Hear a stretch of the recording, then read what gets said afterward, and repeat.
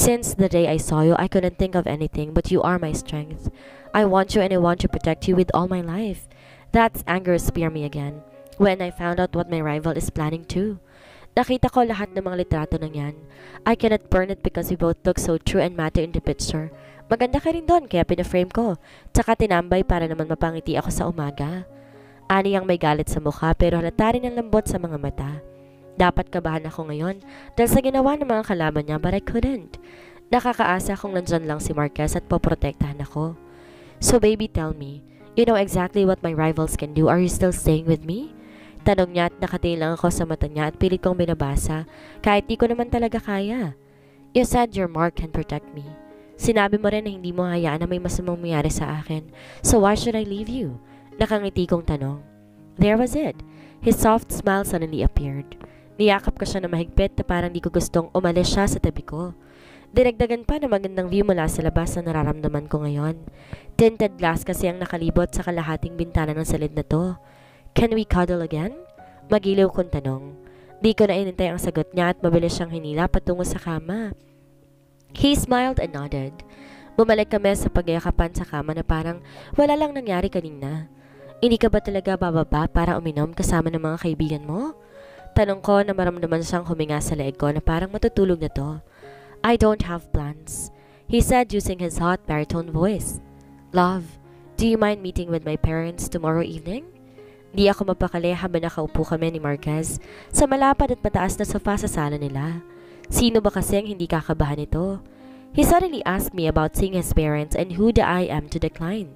Calm down, they won't eat you alive, but I do. He playfully smirked that makes my blood boil. Hinampas ko ng mabilis ang dibdib dahilan upang napatawa siya ng mahina. Buisit ka talaga? Umirap na lang ako at inabala ang sarili sa pagtingin. Ang ganda talaga ng bahay na to. Parang katulad lang sa K-drama na penthouse team. Shit, talagang walang patawad ang may plano nito. From the blend, Florian to glaringly and golden ceiling na makikita talaga rito sa gitna ang pinakamataas na floor. Parang hotel lang din ang style pero di hamak na mas magara ito. Marami rin na magagandang furniture sa loob at paintings na para bang nakakatakot hawakan dahil baka masira or mabasag. Halatang mamahalin talaga. I used to play here when I was a kid, but when I suddenly broke a one vase, my mother and father did not mind but our maids did. I heard them saying that I am being spoiled brat and snobbish dahil na rin sa trato sa akin nila mommy. Kwento sa akin ni Marquez sa bayakap na isang braso niya sa bewang ko. I looked at him and chuckled. So, you're really an engineer?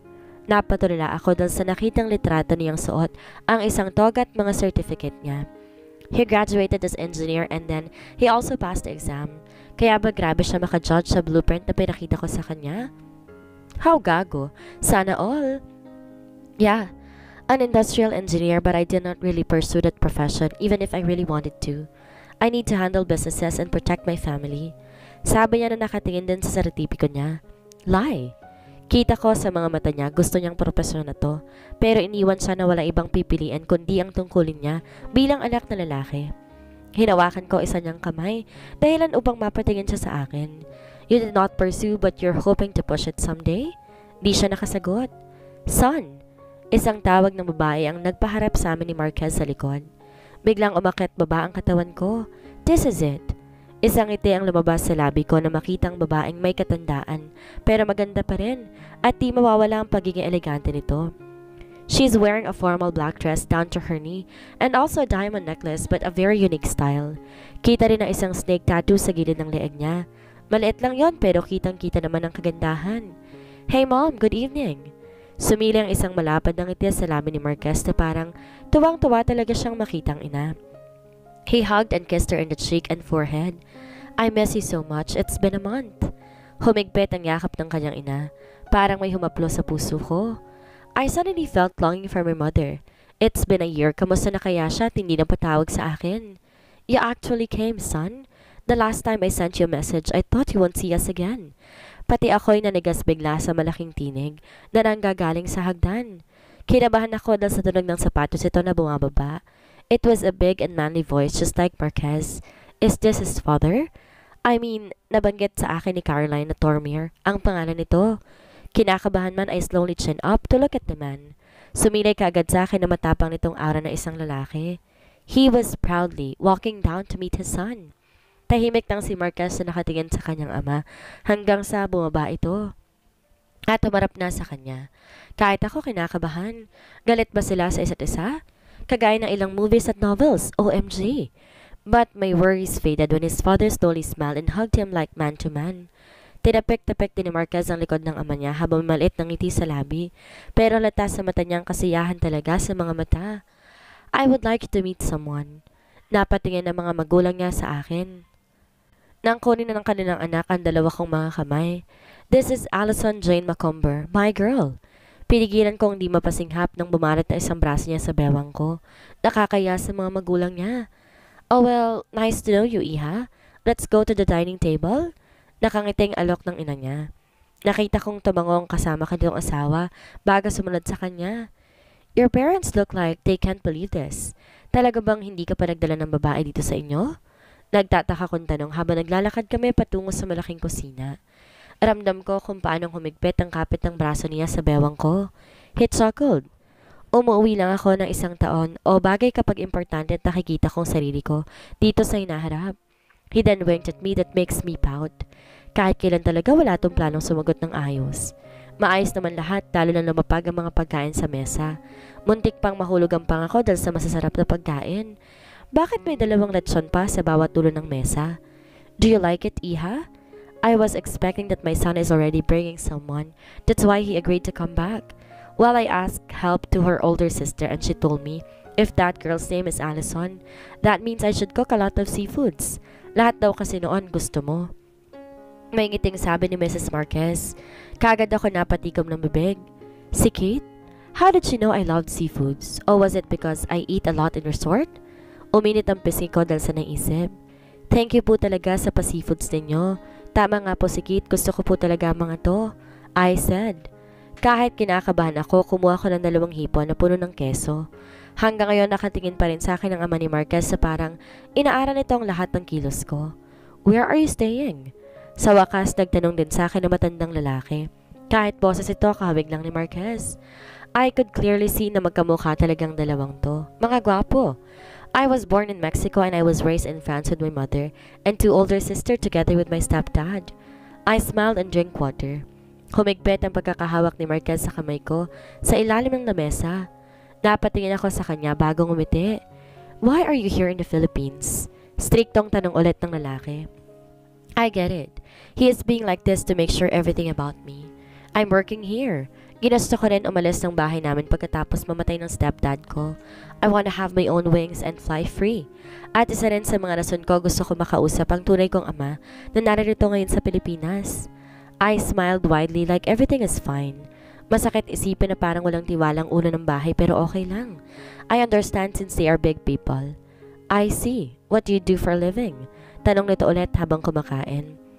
Just a normal work for Akohar. Ngumiti ako, tinanagsalita pa. Tumahimik din ang lalaki at parang may malalim na iniisip.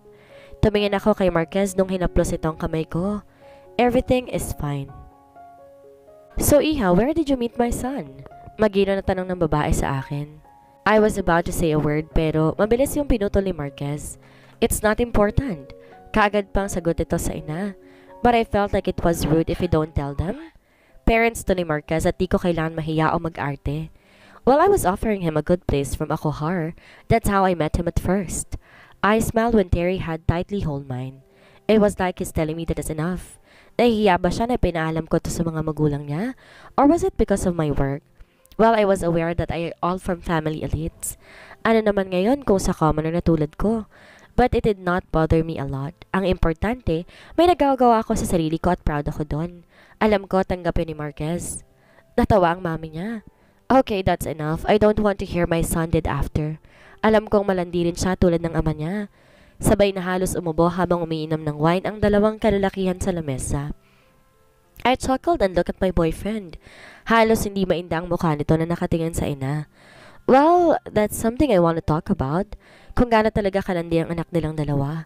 You look really familiar, Iha. Hindi ko lang talaga maalala kung paano kita nakita noon. Kahit ako'y nagtaka sa sinabi ni tita. Pero sigurado naman ako hindi ko pa talaga siya nakita. Interesting. But I am sure naman po ngayon lang kita nakita, tita. Ani ko at ipinagpatuloy ang paglalakad sa balcony habang nilalaro ng mga daliri ko ang isang baso ng alak. The balcony was like a living dream of people in Disney. It was full of gold and diamonds. Halata talagang mayaman ang mga tao rito. Ninanakawan kaya't sila o sinubukan kayong pumasok ng mga magnanakaw dito? I bet you like the design. Kahit ako, nagagandaan sa kanila na makita ko to sa Russia. Hinaplos si tita ang isang furniture. Ngumiti ako at sumang-ayon sa kanya. Would you like one of these? She suddenly asked that makes me stopped. I would love to, but I'm not that kind of woman who loved this on home. Nagandahan ako pero hindi ibig sabihin na kapag may bahay ako ganito na rin ang disenyo. Yes, but no thanks, tita. I want simple. I'm not offending you but I don't like to see too much like this if I had my house soon too. Ngumiti ako kahit kinakabahan para sa magiging reaksyon niya. But to my surprise, she suddenly smiled widely. Then I bet you knew about our family. Biglang nag-iba ang mga mata nito. It became rough and serious. I could see Kate.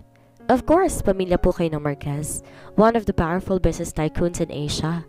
Uminom kagad ako ng alak dahil sa kakaibang kaba. I heard how the old lady chuckled and walked near me. Come on, Iha, about us being mafia? Nilampasan niya ako, tumarap lamang sa view na makitang may baka gusali mula doon. I didn't say a word, but I nodded silently. You have my son's protection, so I bet you already know. And I am now telling this to you, Iha. Maaaring malagay parati sa panganib ang buhay mo. Marami pang darating at maghahabol at wala kang magagawa kundi tumakbo, kaya kapag hindi ka na handa sa ganong responsibilidad, please leave my son now. Humarap siya sa akin. I see lot of emotions in her eyes, like she really want what's best for her son. I don't want him to get ruined. Alam ko kung gaano katigas ang ulo ng anak ko. If he wants something, he will get it. So please, Iha, leave him now if you don't really like this kind of life. Hinawakan niyang kamay ko. My heart was throbbing so fast as my throat suddenly get dried. But I won't leave Marquez, not now. I knew about the organization. Your son explained to me everything. You all value families and you will protect them at all. At di ko po iiwan ang anak ninyo dahil sa dahilan na mafia kayo. I can't leave him. I love your son, tita. There, I said it. I wish I'm this kind of brave while telling how much I love him. Mabilis lang ang nangyari kahit ako'y walang ideya kung bakit ko nasabi yon. Maybe because I really felt that way. Suppositionally, they said love makes time. Even just 1 second with the right person can feel like more than a lifetime. Nanlambot bigla ang mukha ni tita kasabay noon ang bigla nitong pagyakap sa akin na mahigpit. I closed my eyes and feel her. Thank you for staying. Nakipagkwentuhan pa ako tungkol sa anak niya. Nalaman ko rin may kakambal pa itong babae na hindi pa umuwi dahil busy sa trabaho nito sa ospital. Baka bukas pa ng maagang uwi. I told her a lot of things, lalo na kung gaano kasuplado ang anak niyang lalaki, and makes our conversation fun. She said that her husband and son are usually alike. You look happy. What the hell did my mother did to you? Nagtatakang tanong ni Marquez nung lumapit ako sa kanya. Alam ko, rinig yun ni tita nang pumasok din siya sa loob ng sala nila. Sa amin na yun. Ngumuso ako. Alright, I think it's a girl talk again. But by the way, it's already late and I think we should go now. Gusto ko magpaalam sa mga magulang niya pero hindi ko magawa dahil mabilis niya akong hinila patungo sa labas. Bastos talaga ng laking to. I think your father don't like me. Feel mo rin? I asked while following him walking down the parking lot. Tumigil siya kahit nauntog ang noo ko sa matigas niyang likod. Aray naman, ang tigas mo ah. My father like you. You don't have to worry. He cupped my chin and lifted up to his. Gumaan ang pakiramdam ko nang halikan nitong aking noo. A smile for my lips. Hinawakan na isang kamay niyang nakahawak sa baba ko bago to hinalikan. You did not tell me that you are raised together with your stepdad. Would you like to tell me about your real father? Tanong niya sabay sa likop ng aming daliri habang naglalakad. Sorry, I'm not really used to telling people about my family matters. Nahihiya ako sabi pero hindi naman big deal sa akin yon. Matagal ko na rin alaman tungkol sa akin. I have my older sisters. I'm the youngest and I was the battle not of a mistake. My mother, she has a project here in the Philippines and she met my father. All in all, my mother admitted that she cheated. Ngumiti na lang ako. Aaminin ko rin. It was not easy to adjust, lalo pat dahil malalaking age gap ng mga ate ko sa akin. They always thought that I am a mistake and I should finish my studies and get out from the house. And I actually did. Then what happened?